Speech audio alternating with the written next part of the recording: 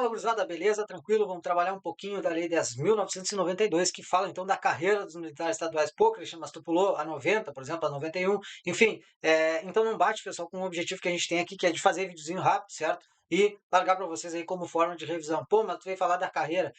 Pessoal, confesso para vocês que falar da carreira dos militares estaduais para os militares estaduais é algo bem complicado, né? Enfim, eu não tenho muita novidade para trazer, afinal, quem não sabe, né? Em regra, né? O pessoal aí geralmente sabe detalhe por detalhe da própria carreira, certo? Então tá falando da carreira para os próprios brigadianos aí é um pouquinho mais complexo. Então o que eu resolvi trazer? Na verdade nem é uma revisão, são pontos aqui que eu já passei uma, duas vezes em uma aula, outra que eu dei para algum cursinho, e eu passei aqui, eu prestei atenção que aquilo ali, porra, isso aqui se a banca pegar aqui, né, colocar alguma coisinha daqui, daqui a pouco, cara, alguém vai cair, vai quebrar as pernas aí e vai acabar perdendo uma questão ou outra aí. Certo, pessoal? Então eu trouxe 4, 5 slides aqui, na verdade nem uma revisão, certo? É só alguns pontos aqui que eu gostaria de tecer algumas observações para vocês. Certo? Então eu vou sumir da tela aqui e a gente vai falar um pouquinho sobre cada coisa. E a primeira coisa aqui, tá? Nessa eu nem vou precisar sumir porque não tem nada o que escrever aqui, é o que traz o artigo 2º da Lei 10.992, que ela fala o seguinte, o artigo 2º, parágrafo 2º. Fala o seguinte, ó, a inclusão no quadro de acesso para promoção ao posto de coronel poderá ser recusada. Certo, pessoal? Então, não adianta eu estar falando quais são os postos da carreira de oficial, né? Da carreira de nível superior lá, que é capitão, enfim, major, tenente coronel, coronel. Isso aí todo mundo sabe, pô. Certo? Então, mas isso aqui é um detalhezinho bem importante aí. Se o pessoal realmente não está naquela pegada ainda de saber até a vírgula da coisa, daqui a pouco acaba caindo. Então, vamos lá. Inclusão no quadro de acesso para promoção de coronel pode ser recusado. Mas tem uma diferença para a carreira de nível médio, certo, pessoal? E aqui, quem traz isso para nós, essa diferença é o artigo 11, parágrafo 1º, que diz o seguinte, ó, a inclusão no quadro de acesso para as promoções na carreira é instituída no CAPT, ou seja, a carreira de nível médio, poderá ser recusada pelo servidor militar. Então, o que isso quer dizer? Que lá os oficiais, né, a carreira de nível superior, lá, atual nível superior, só quem pode recusar, né, ser promovido aí o tenente-coronel pode ser recusado, pode recusar ser promovido a coronel. Enquanto que o praça ele pode recusar a promoção a segundo sargento, a promoção a primeiro sargento e a promoção a primeiro tenente. Então, enquanto que na carreira de nível superior tem uma recusa só, na carreira de nível médio pode haver recusas em diversas aí, né, em diversas promoções. Pessoal, quanto à duração, né, do CSPM, né, isso aqui muito difícil alguém errar uma questão aí, porque muitas vezes o pessoal até estuda para o CSPM também, tá? Mas a duração é o seguinte, ela não pode, né, não pode exceder a 2 anos. Daqui a pouco a banca tira esse não aí e tu te quebra as pernas, certo? E serão considerados alunos oficiais, todo mundo sabe disso aí também. Só o único detalhe aqui é o que eu coloquei em vermelho, que a duração não pode exceder, né? Não excederá a 2 anos. Daqui a pouco a banca traz que não excederá 1 ano, não excederá 2 anos, ou ela só tira aquele não ali e coloca como excederá 2 anos, enfim, isso aí tu não pode errar, certo? Vamos ver o que eu trouxe mais para frente aqui sobre os requisitos, certo, pessoal? Então, requisito, tá? É algo bem tranquilo, então a gente tem que decorar o seguinte número, ó, 312, porque é 3, tá? 3 requisitos para promoção de major, um requisito para promoção para o posto de tenente-coronel e 2 requisitos, né, para a promoção ao posto de coronel. Primeira coisa, interstício mínimo de 8 anos. Então, isso aí tem em todas, né? Tem a promoção ao posto de major, a promoção ao posto de tenente-coronel, a promoção ao posto de tenente-coronel e de coronel também. Só que aí tem algumas diferenças, por exemplo, aqui na primeira promoção ao posto de major, certo? Então, ele é capitão e vai ser promovido a major. Então, um dos requisitos aí, né, é ter cumprido no mínimo 3 anos consecutivos ou não, né, pode ser alternados de serviço em órgãos de execução. E órgão de execução, quem traz para nós é a Lei 10.991 de 97, ou seja, órgão de execução são os comandos regionais e os OPMs. E quais são os OPMs? O PELSE, Polícia Ostensiva, Ensino, Logística, Saúde e os especiais, certo, pessoal? Então, essa é a segunda, né, o segundo requisito aí para ser promovido ao posto de major. E o terceiro, tá? Não menos importante, é a aprovação no curso avançado de Administração Policial Militar, ou seja, o CAPM. Então, como é que eu decoro? Tem 2 cursos aqui que a gente vai ver, né, nos requisitos para ascensão funcional dos oficiais, que é o CAPM e o CEPGESP, tá? Um é para o posto de major e outro é para o posto de coronel. Então, vamos lá. Se é a primeira vez que o oficial está avançando na carreira, é o curso avançado, ou seja, ele é capitão. É a primeira vez que ele vai avançar na carreira, ou seja, é o curso avançado. Pessoal, não tem nada a ver com isso aí, é só uma forma que eu achei de decorar, tá? E quando vocês estão lá nas eleições, né? Vão votar lá, chega naquela época de eleição lá, o que que geralmente começa a aparecer lá no meio daqueles candidatos lá? Começa a aparecer major, começa a aparecer capitão. Geralmente a maioria dos militares envolvidos são coronéis, certo? Estou falando da brigada, tá? Não estou falando do exército, por exemplo, que na grande maioria lá são generais, por exemplo.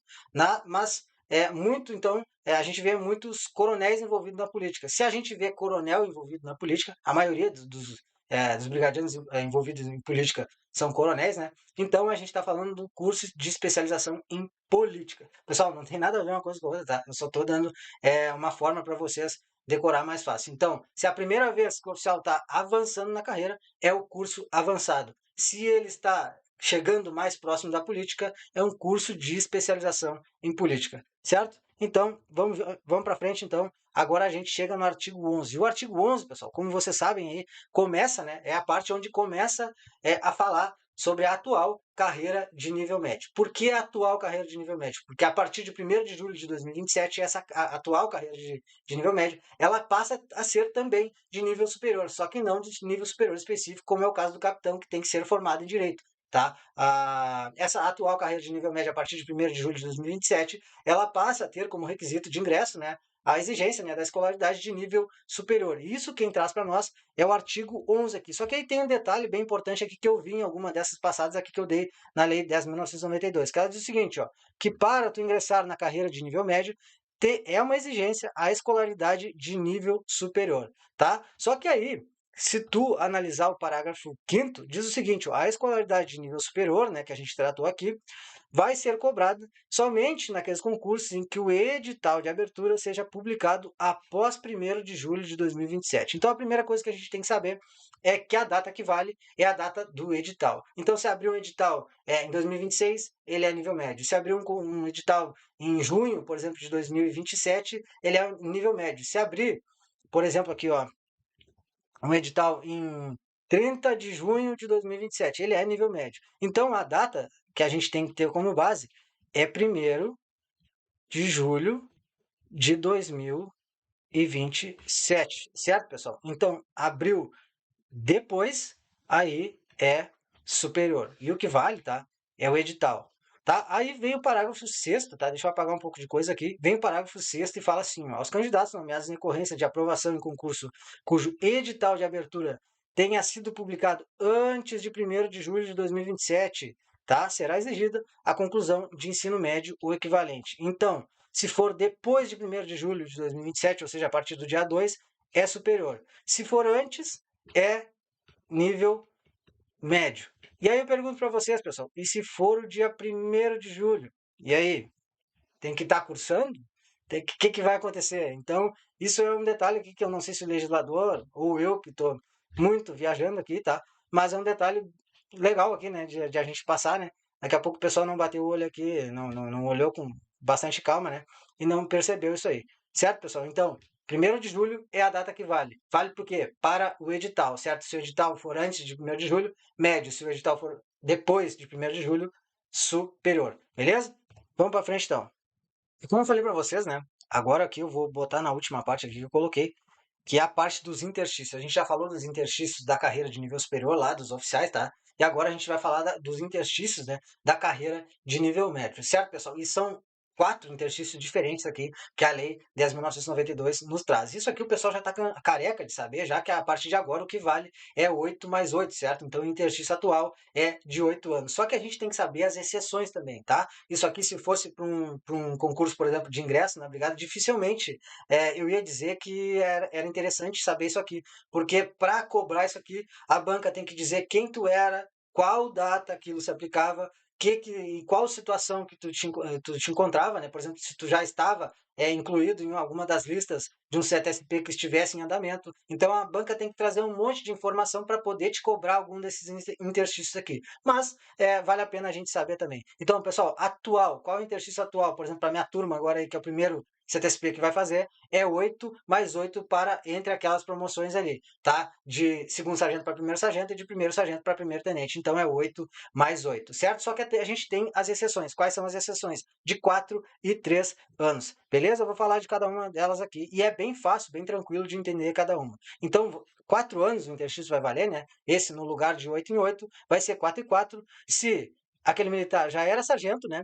Ou estava no CTSP em 1º de julho de 2022. Então, 1º de julho de 2022 foi quando houve a alteração do interstício. Então, se o cara já era sargento, tá? Já era, por exemplo, segundo sargento, ou ele estava na lista do CTSP, por exemplo, ele estava aprovado, ele ia ser convocado, ele estava frequentando o CTSP, por exemplo, naquele momento ali em que houve alteração, ele ainda vai respeitar, né, o interstício antigo, ou seja, de 4 anos. Mas tem outra diferença ainda, que é o interstício de 3 anos. Para quem? Para quem era sargento ou estava no CTSP, só que aí é outra data, ó, é 5 de dezembro de 2027, ou seja, em 5 de dezembro de 2027 houve a alteração, passou de 3 para 4. E quem já era sargento ou estava no CTSP antes do último CTSP que teve agora, aí sim vai ficar, né?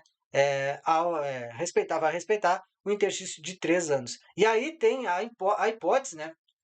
Que é para dar, digamos, não uma beneficiada, né? Mas para dar uma balanceada para aquele pessoal lá, que incluiu até 31 de dezembro de 2012, ou seja, até o último dia de 2012. Se o cara ingressou em 2012, tá? E não tá nenhuma dessas e não se enquadra em nenhuma dessas situações anteriores, aí ele vai ficar também, né? A respeito, né? Do interstício aí de 4 anos também, certo? Então a regra qual é? 8, tá? Se não for 8, é 4, mas para quem? Para quem já era sargento ou estava no CTSP no último agora, 1º de julho de 2022. 3 anos, para quem já era sargento ou estava no CTSP em 5 de dezembro de 2027. E 4, para aqueles caras que não passaram, né, por nenhuma dessas situações anteriores que a gente falou, de 4 e 3 anos aqui, mas ingressaram até o dia 31 de dezembro de 2012. Certo, pessoal? Não tem muito mais o que trazer aqui da Lei 10.992. Ela é uma lei, como eu falei para vocês, é muito difícil trazer algo novo, é até algo chato falar de carreira para os próprios brigados, entendeu? Que são pessoas que sabem da própria carreira até mais do que sabem da própria vida, às vezes, certo? Então, beleza, pessoal? Espero que eu esteja ajudando vocês com alguns detalhes aí. E, a princípio, aí eu tenho. É a minha ideia, né? Largar de vez em quando aqui até o dia da prova um videozinho desse aqui para a gente dar uma olhadinha em algumas. Prestar atenção em alguns detalhes, fazer alguma revisão bem rápida aí. E esse vídeo, por exemplo, aqui está com 13 minutos. Certo, pessoal? E lembrando também aí, se o pessoal quiser me adicionar lá, dar uma conversada, tirar uma dúvida ou até fazer alguma consideração em relação à aula aqui, tranquilo. Feito, pessoal? Abraço aí, força e honra e bora lá.